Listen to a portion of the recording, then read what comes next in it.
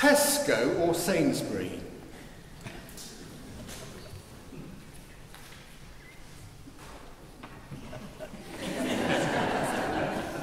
So Tesco over here.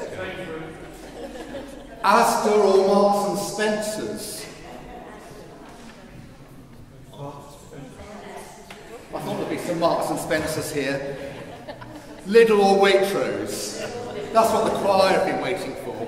Been muttering up Waitrose since I started. Co-op or the Sussex Grocer? Oh, well, there we go. This doesn't apply to everybody in church, but some of us are old enough to remember, believe it or not, the time before the invention in the UK of the supermarket. Some of our memories go back that far. We can not only remember that, but Helena, you'll find this hard to believe, but the only mustard you could buy in Britain was the powdery kind that you had to mix up to make it. Now go to any of those supermarkets and there'll be a range of mustard and, in some ways, an overwhelming one. Is it easier to be grateful if we have loads, or is it easier to be grateful when we have less? Those who brought gifts for family support work, those who are older than me, old enough to remember rationing during or after the war, will probably agree with those of you who have already said that ironically and strangely, it's easier to be grateful when you have less. And it's interesting that as a proportion of their estimated income, those who come to church week by week in the Church of England and give generously, give even more generously if they live in poor areas and even if they're dependent on benefits than those of us who have more. Quite how that lesson applies to us in these turbulent economic times, I don't know. But it's interesting to read what is laid before us in the book of Deuteronomy.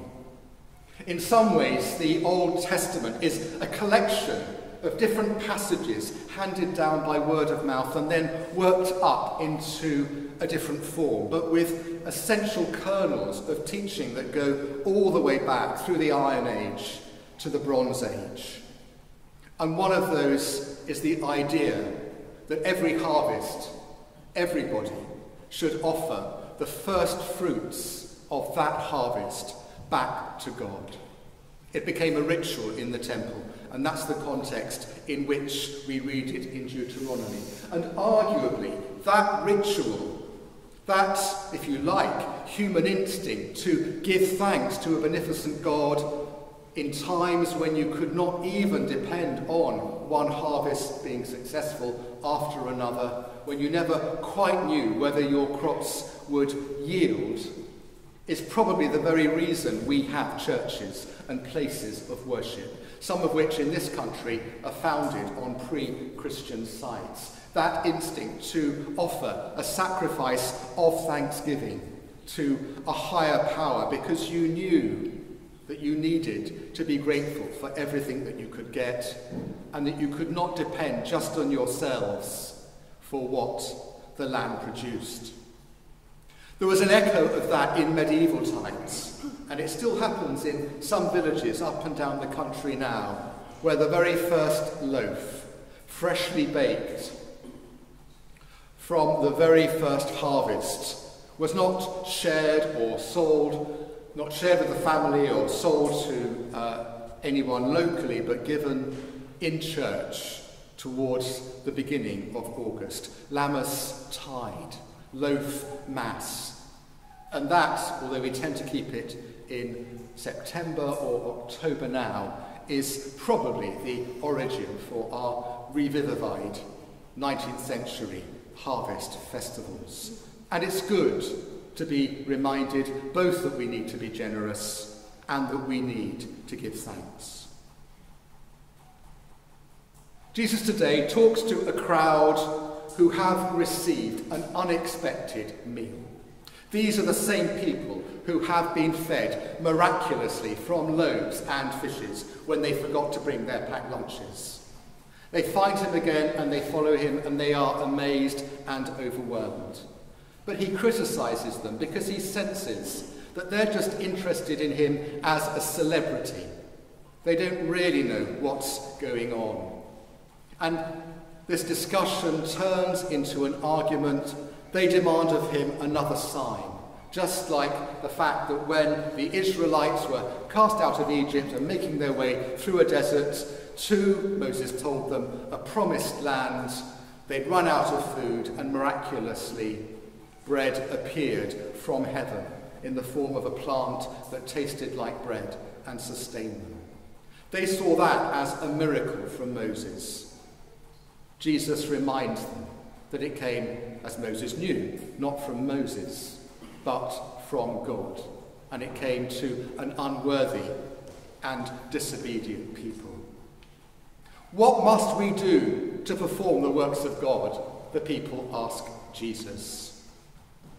Well, he goes on to say that we need to be spiritually hungry as well as physically hungry, and our spiritual hungers are more important than our spiritual ones. If we start by being grateful, our hearts will be enlarged by God. And how in relatively affluent times, although I know some of us will be worried about getting through this winter, how in relatively affluent times do we begin to be spiritually hungry? By being spiritually grateful. And how do we do that? By being thankful. So if you don't do it already, why not revivify that custom of saying thank you before a meal, even if it's only on Sunday? And let's look for other times in our lives as we get out of bed in the morning, even on a drizzly day, to say thank you for the things that we need. Because the more grateful we are, the more reliant we are on God and the power that comes from God. A power that's made substantial and real when the Christian community gathers to receive either a blessing from God in the touch of a hand on the forehead, or after baptism and confirmation in the tangible sign of Christ's body and his blood. More than a physical gift, but a spiritual one. A gift, and if we're thankful, a guarantee that, like Jesus, we can be good news for all people. No gifts have we to offer, for all thy love imparts, but that which thou desirest are humble, thankful hearts. Amen.